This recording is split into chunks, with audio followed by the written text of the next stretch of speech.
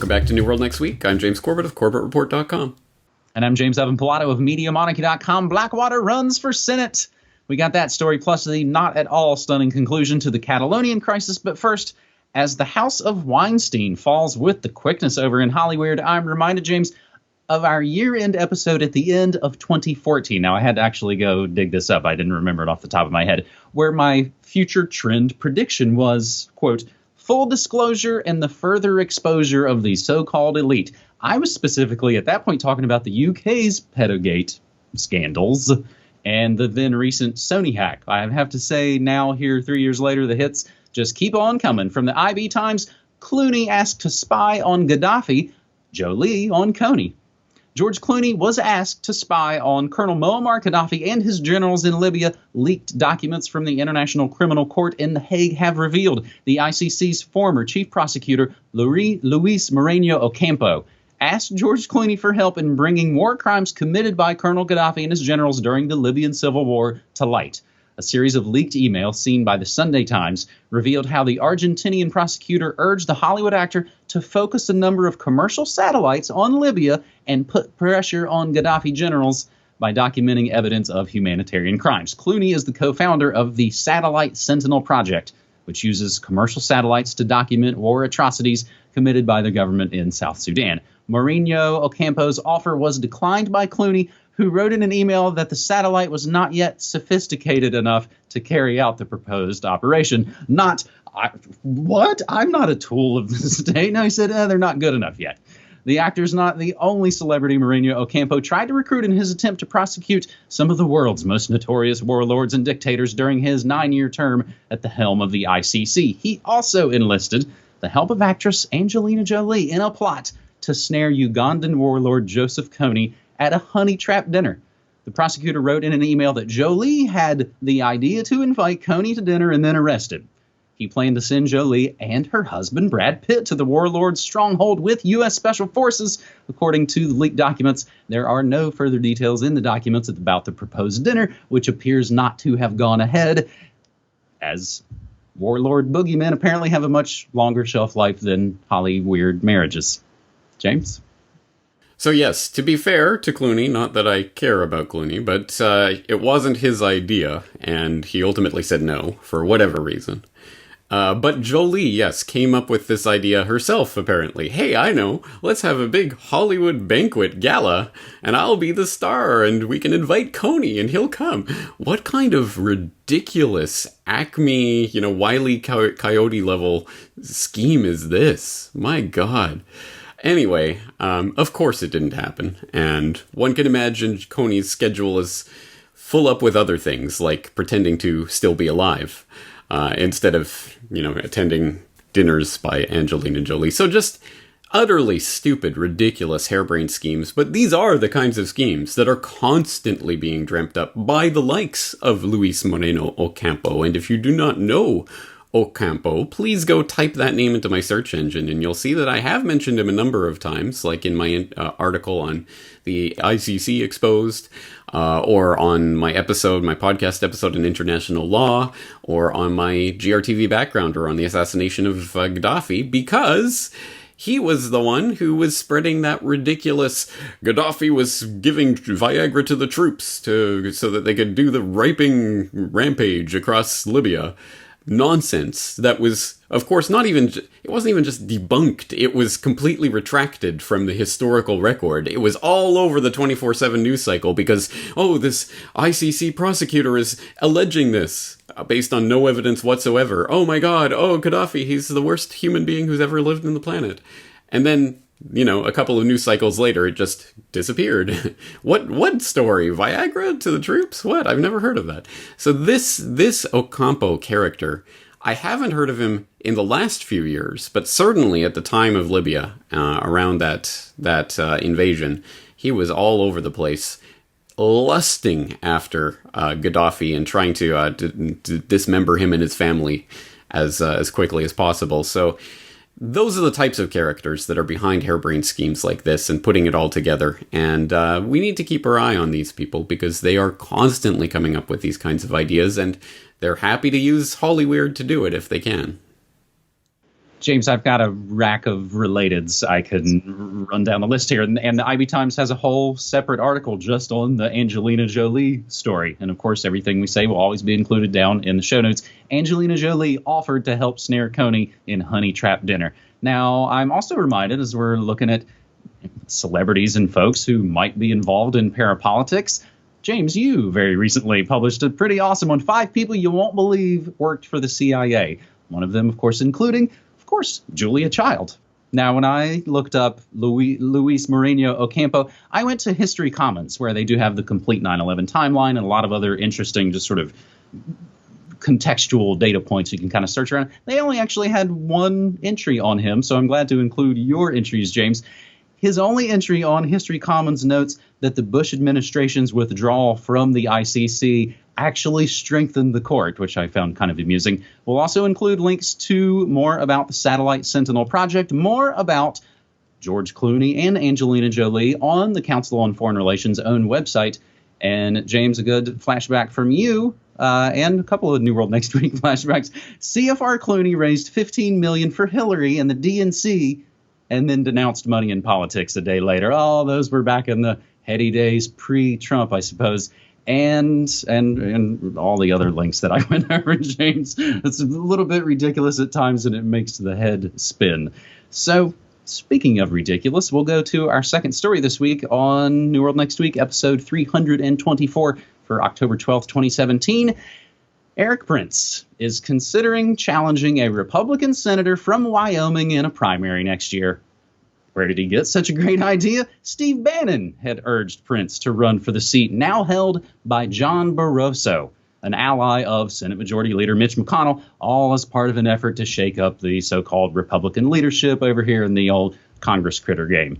Prince, it should be noted, is a former Navy SEAL and brother of U.S. Education Secretary Betsy DeVos, who incidentally was actually here in Oregon today, not, of course, in the city of Portland, where she probably would have been yelled at and had things thrown at her. She was way outside the city in McMinnville, interestingly enough. Prince founded the company formerly known as Blackwater. Some of its guards have been convicted of killing 14 unarmed Iraqi civilians at a Baghdad traffic circle in 2007, as Reuters writes, an incident that outraged Iraqis and inflamed anti-U.S. sentiment around the world. Prince has told his sister DeVos that he'd like to run against Barroso. A person with knowledge of the conversation said, as he's already traveled to Wyoming to investigate how to attain residency. North Carolina-based Blackwater was sold and renamed several times after the Baghdad incident. It is now currently called Academy with an I. It at some point was called ZXE, and it is based, as most spook operations are, at least publicly, in Northern Virginia. Eric Prince later co-founded FSG, a separate logistics security and insurance provider. The company spokesman had no comment on the Times report. James? Well, yeah, exactly. Speaking of filling the swamp. So, yes, for people who don't know about Eric Prince's post-Blackwater career, I suggest they check out my interview 1154, where I talked to Michael Krieger of LibertyBlitzkrieg.com about the crazy stories surrounding this Frontier Services group that were swirling around at that time. And they even became more crazy in the intervening time. And you can head to interview 1248, where I talked to Douglas Valentine, famed researcher of the CIA, about the resurrection of the Phoenix program and Eric Prince's part in that. So Prince is like some sort of turd that refuses to flush down the bowl. It keeps popping back up. So I have a feeling that in the Trump era, we're going to be seeing this name more often, even if not in the U.S. Senate context, but hopefully not. Of course, we also, I believe we might have reported this on New World Next Week. At any rate, I have talked about it. Prince was the one who was behind the idea that Afghanistan, we should be sending in private armed security forces to go in there. Instead of the military, let's replace them with contractors. Like, oh, I don't know, my contractors, hey! So, yeah, this is just straightforward horror nightmare that this guy just refuses to go away. But strangely enough, there are certain quarters of the so-called erstwhile once independent alternative media that now praise people like Eric Prince because he's one of the good guys, because he's on the Trump train.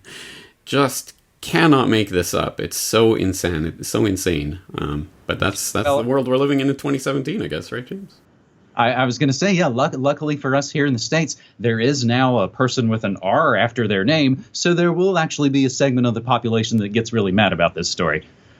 A quick scroll down my own search results of just typing in Blackwater on MediaMonarchy.com. I just, on the quick glance, had Monsanto hired notorious security firm. Blackwater received millions of dollars to train CIA teams. Blackwater schooling Taiwan's secret police. And let's not forget the classic of what happened in New Orleans, where Blackwater guards pointed guns at Americans after Katrina. Speaking of pointing guns at people, our third and final story this week, again from Reuters. After a massive show of uprising, Catalonia bails on formal independence declaration. Catalonia's leader balked at making a formal declaration of independence from Spain, calling for talks with Madrid over the region's future in a gesture that eased fears of immediate unrest in the heart of the Eurozone. There's so much that's very telling in this story, James. I like it.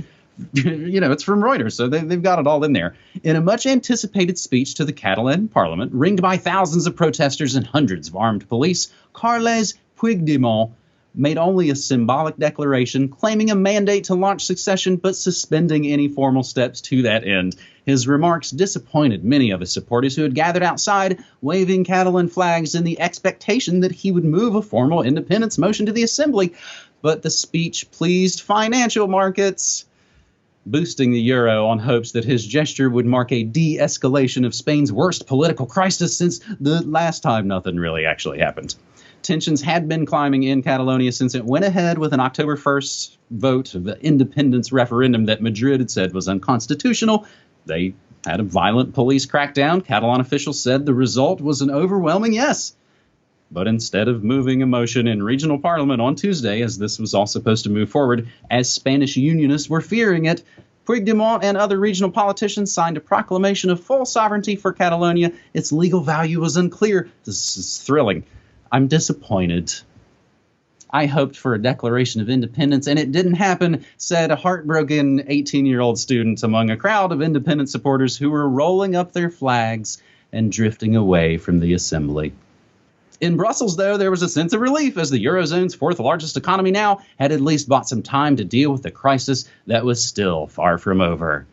Bum, bum, bum. It really looked like, man, they were going to swoop in and lock them up and drain the swamp and hope and change and hallelujah. And then at the end, when the rubber meets the road, it's a giant farce. And possibly the most fortunate thing that can come out of this is the same thing that can come out of America's next top president.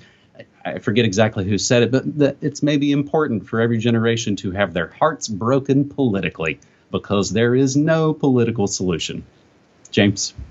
Yeah, vote yourselves to freedom. That's worked precisely never in the history of humanity, and didn't work this time either. What enrages me about this story is all of the people who, a couple of weeks ago, were pretending to care about the Catalonian people and their struggle and everything, are now just going to shrug their shoulders and walk away and, they gave it a good old college try.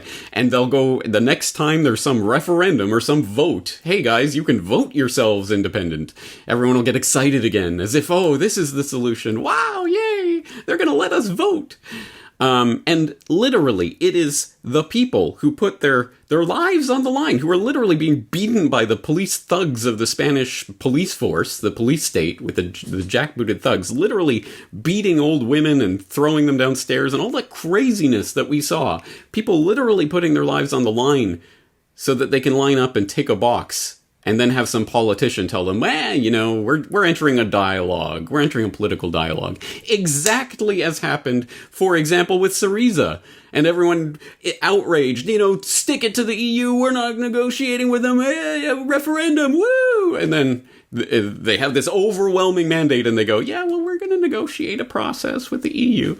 Never. Politicians never, ever are going to give you freedom. That's not what they're doing. That's not the game they play. You are not going to get it at a ballot box. Stop getting excited about votes and referendums and, oh, well, we'll have a government over top of us that's Catalonian in name. That'll be better than a government that's EU in name. It's the same crooks and criminals and psychopaths and mobsters, whether they're in Brussels or whether they're in Catalonia or anywhere else, and all they want is for you to legitimize their game by signing off on their dotted line.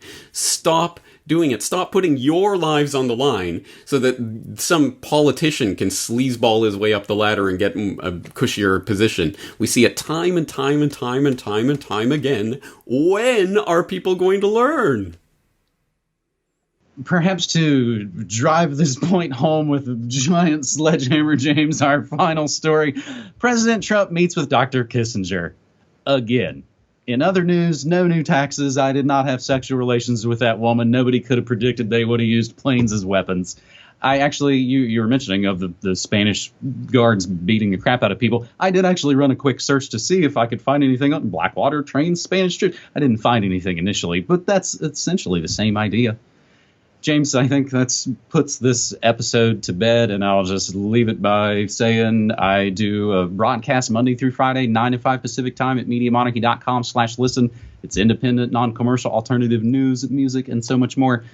And you can find all the links and support our work, both of our works, at MediaMonarchy.com/support and CorbettReport.com/support. James. Right, I hear there's no New World next week, but hopefully 2 weeks from now. That's true. This is true. All right. Talk to you then. All right, buddy. Take care. Thanks.